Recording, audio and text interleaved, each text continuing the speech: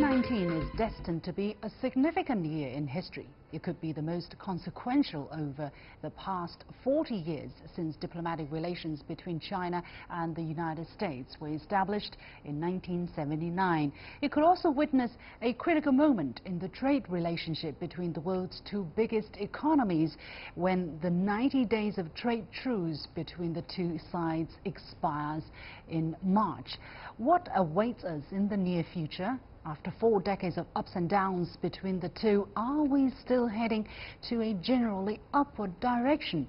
Welcome to a special edition on U.S.-China relations in 2019 and beyond, brought to you by The Point with me, Li Xin, an opinion show coming to you from Beijing. I'm honored to be joined in the Beijing studio by Professor Tao Wenzhao, Senior Research Fellow from the Institute of American Studies at the China Academy of Social Sciences, and Ambassador Su Ge, Chairman of China National Committee for Pacific Economic Cooperation. And from Shanghai, we are joined via satellite by Professor Josef Gregory Mahoney from the Department of Politics at the East China Normal University. Welcome to The Point, gentlemen. Let me first go to my two guests here in the studio. As we understand, most recently, the U.S.'s Justice Department indicted 2 Chinese nationals, accusing them of hacking intellectual property and confidential business information. Now, Beijing has repeatedly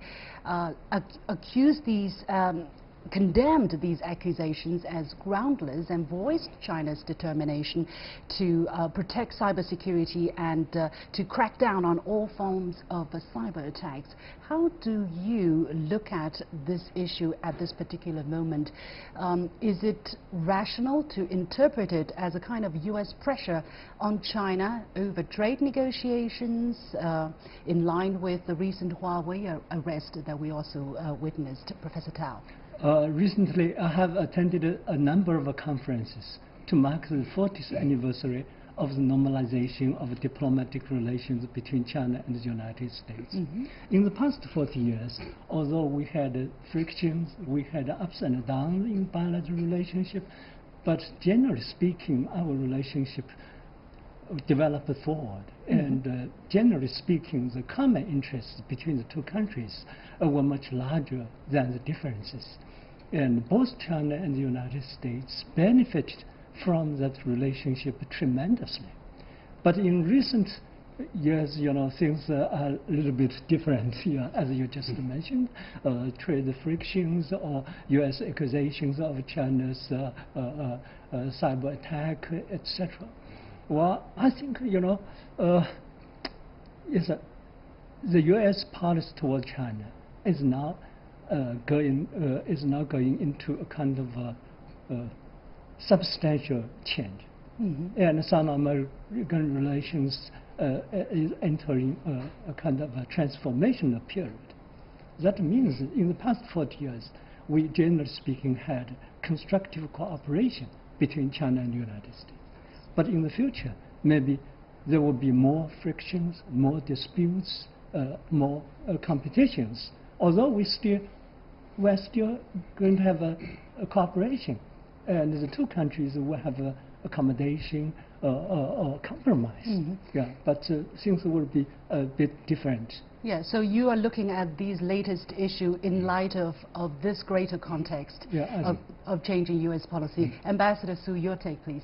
Well, I think basically I agree with Professor Tao, because when you look at U.S. and China, it's 2 leading economies and the 2 most important members of the Security Council of the United Nations, and also one is the representative of the developing country, and one, so to speak, and of the West and developed country. So the relationship between these 2. Some people say it's one of the most important. Some people simply cast away one of just saying that this is the most important relationship in the world. Because whether the relationship is good or not, and how, in which direction the relationship is moving forward, it affects not only the relationship, the state of both countries, but the region, I mean Asia-Pacific region, and even the world. I agree that when we look at the past 40 years, we have had ups and downs, but basically the relationship has moved upward. But now the relationship has come to another crossroads, in my opinion, because how we move forward, I think that it has to do with the general backdrop, because globally speaking, in the last several decades, there has been a tremendous change. That is the collective development of developing countries and the new economies. If you take the economy, the balance of power of the developing world as a whole, it has already surpassed of that of the industrialized nations. That could be one of the reasons that would explain the anxiety in the United States and the West. So I think that we have to explain to the status quo power that the coming of the into place of the developing world, we are not going to replace the number one power in the world, but in our mind, we hope to have a peaceful and a world with more sustainable development, economic progress. So we would like to have, we'd like to see more progress and cooperation in the future. Okay. Professor Mahoney, let me go to you. So in light of what the two gentlemen here in the studio have said, it seems that the United States is becoming very uneasy about the rising power of developing countries led by China. Therefore, there are a fundamental shift in U.S. policy towards China. Do you agree with that opinion? And where do you see the accusations on cyber security, for instance, fitting into this general trend? I agree substantially with both of them, and I think the key issue, as I've written about earlier in an op-ed in South China Morning Post, I think that the United States over the past 40 years has misread and misunderstood China, and they've operated under the assumption that as China engaged the United States economically, as it marketized, that it would see a substantial change in its political system. And that hasn't happened. And now that China is drawing close with estimates that will have parity with the United States in the 2030s, the United States is starting to panic, and they're starting to reassess how to go forward. And I think one of these things that we're seeing is a broad containment strategy unfolding presently from Washington. And I think the trade war as well as the walkway issues are all part and parcel of this. It's not one single issue, but it all has to be assessed together. So looking ahead in the near term, in 2019, for instance, and 2020, if you will, Professor Mahoney, how do you see things continue before things start to get better, before the United States finally become more assured of China's intentions and ambitions and become more comfortable with the fact that China is determined to rise peacefully and not overtake the United States in its superpower position? Well, you know, I think on the first hand, right now in the United States, there's a lot of negativity. And this negativity is not historically connected to China. We just have a lot of negativity in our politics. And there's a tendency or desire to try to blame others instead of take care of some of those problems and take responsibility for some of those problems.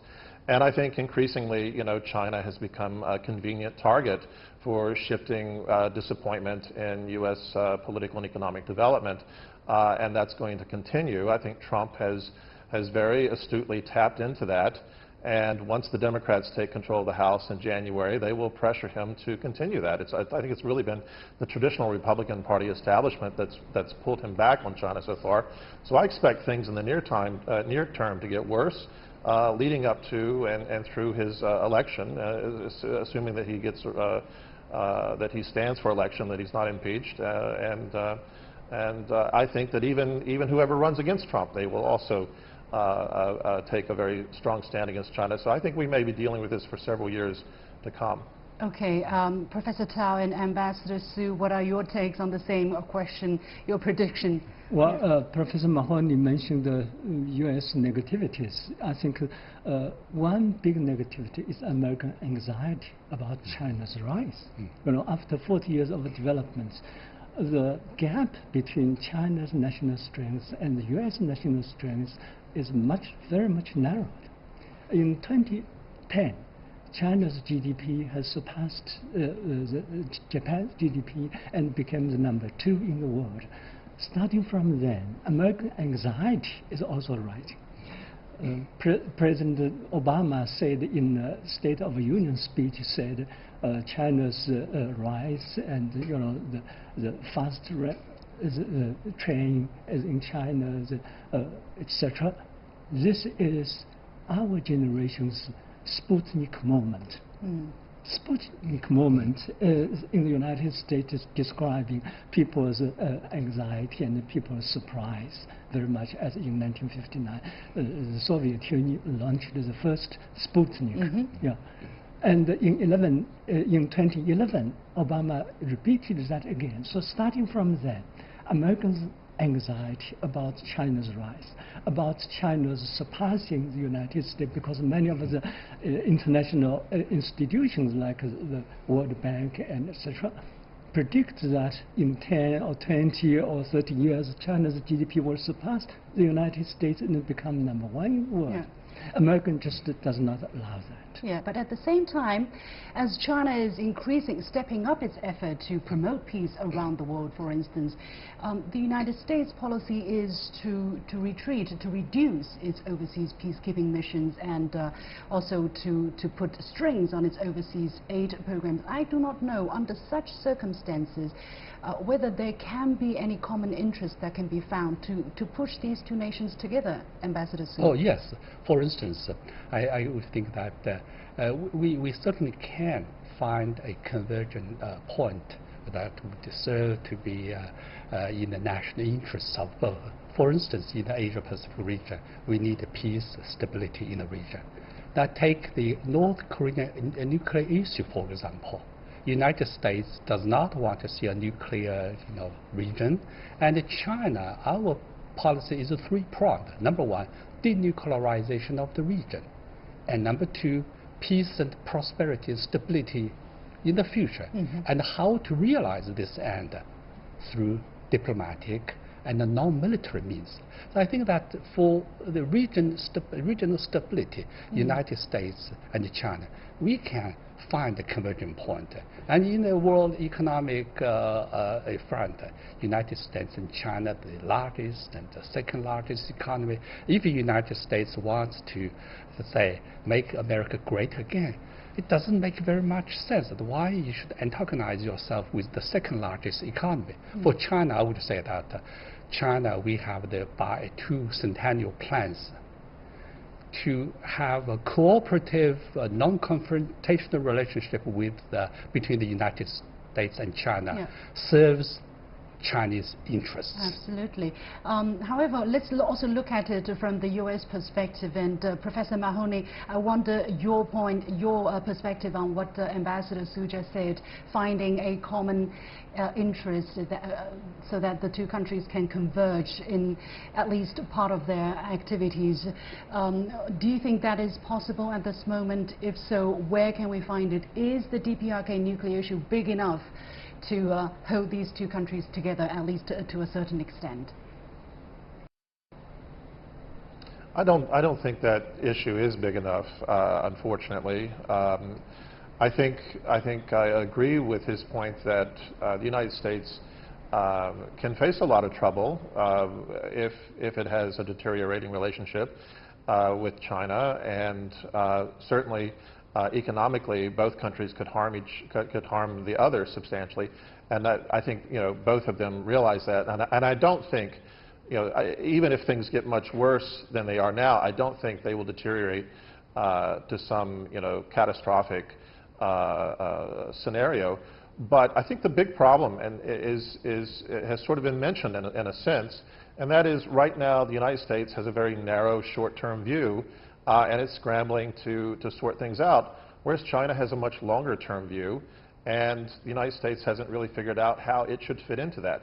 At the same time, I think there's a secondary issue, and you know, I think this is sort of a tech race going on right now with respect to AI and other new tech developments that could be, you know, they could have tectonic shifts in terms of geostrategic. I think that's one of the things that's happening in the context of the Huawei, who has access and control to information at this point. So I think there are a lot of issues. Some of them are related near-term to trade, some of them are related to long-term strategic thinking, and some of them are related to tech developments on the near horizon. Professor Tao, your take on this question, how many bright spots can we find in the near future for the two countries to work together? Yes, I think the experience of the past 40 years of the bilateral relationship has shown us when China and the United States were cooperating, both countries got a lot of benefits. When the two countries were fighting against each other, both got hurt, actually. So as a, you know, a trade war, trade disputes or trade frictions, it's nobody, no country can really win the trade war. And the negative effect to both China and the United States has already shown to us, although not yet to full extent. So that's why both leaders agreed in at the end of November, agreed in Argentina. China and the U.S. would begin a new negotiation, new talks, and hopefully in 90 days they will reach an agreement to stop such kind of a trade war. So this is, I think, you know, speaking from the other side, yeah. When two countries cooperate, we both got a lot of benefits in economic field, in security field, as well as in other field, also climate change.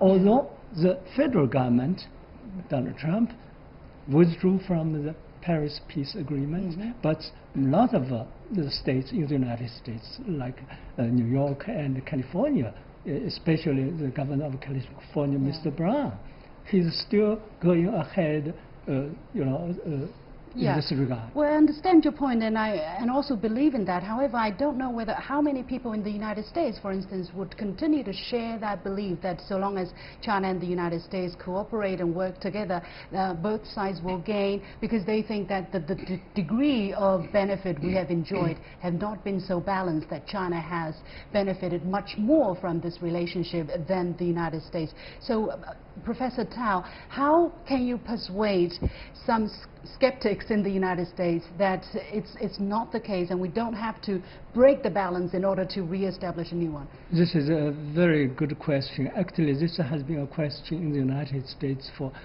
decades. And recently in U.S. very large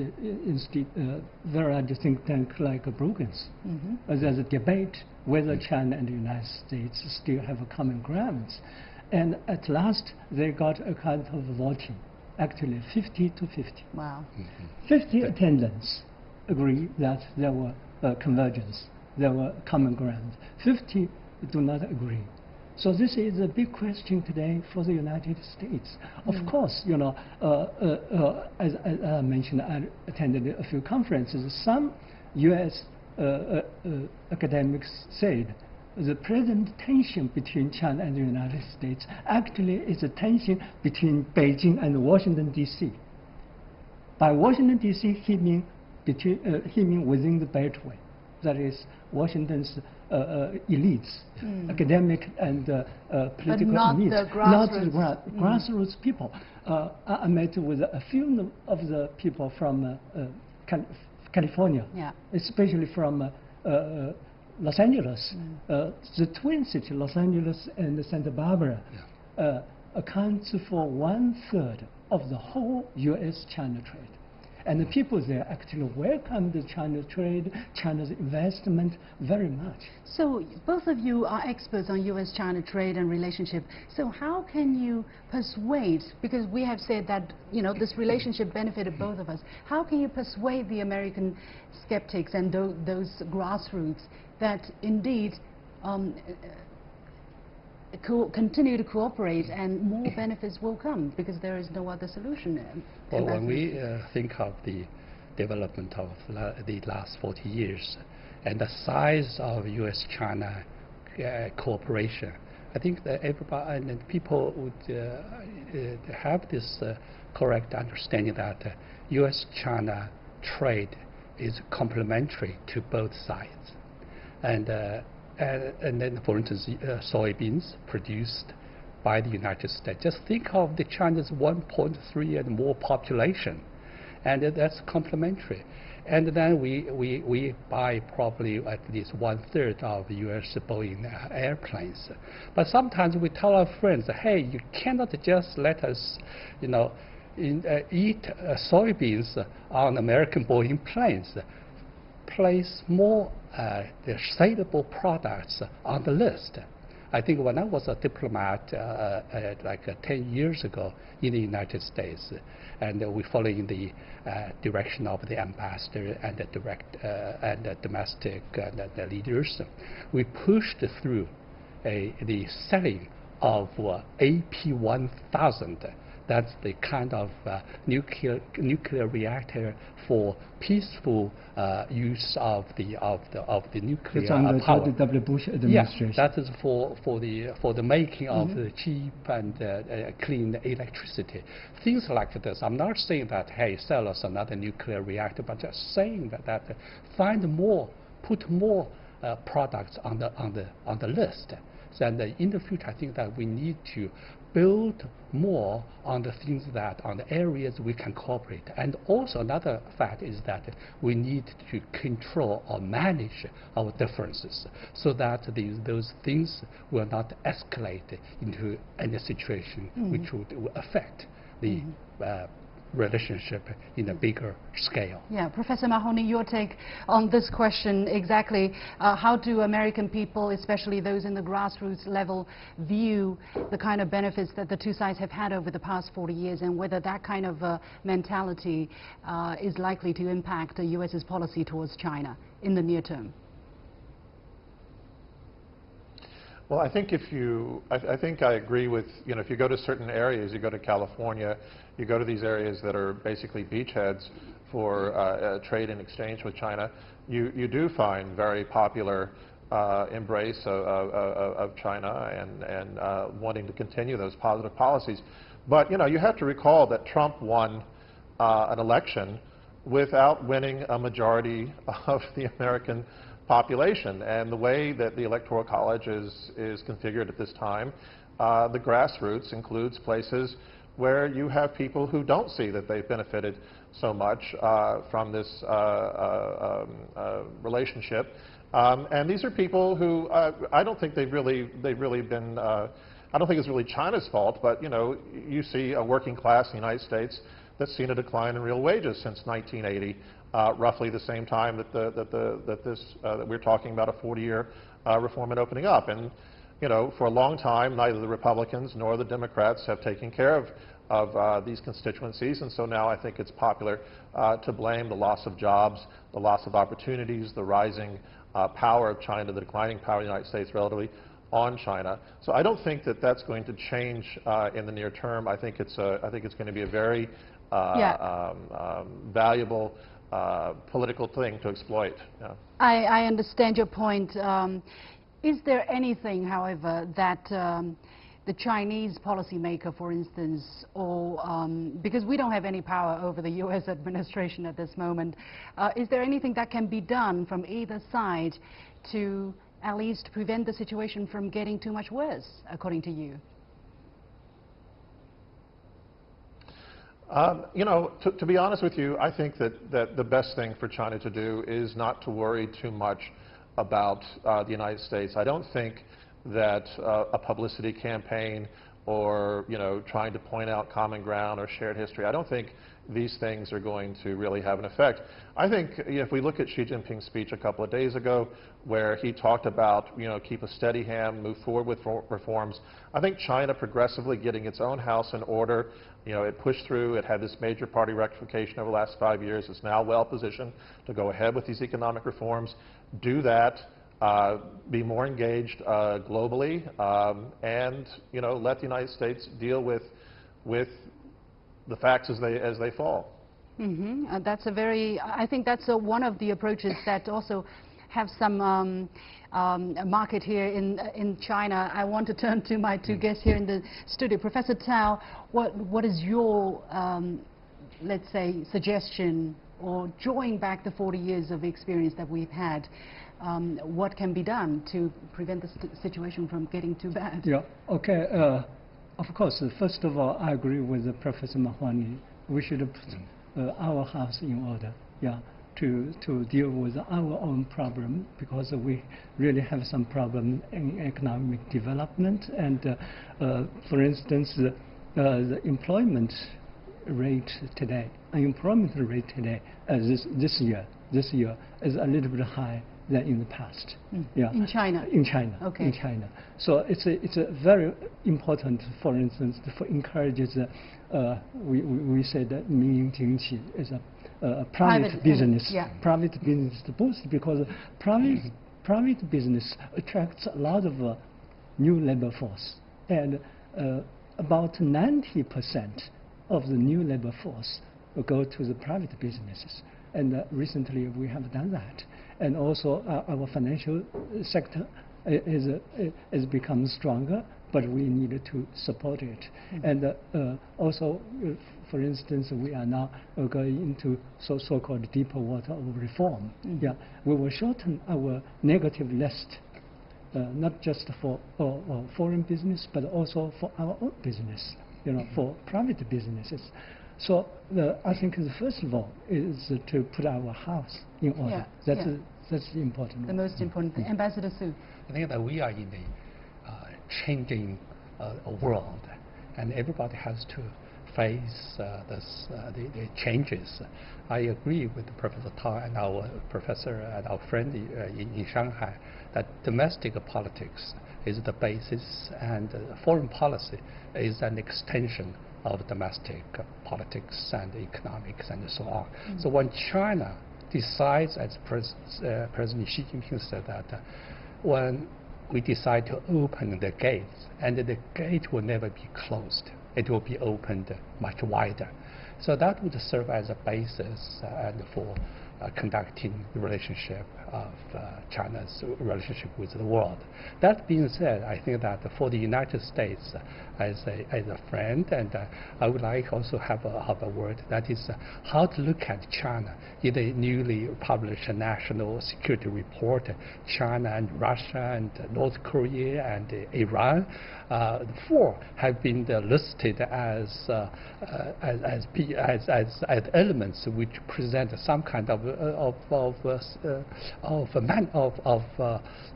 threat to the United States. I hope that in the future, and efforts will be made from all levels.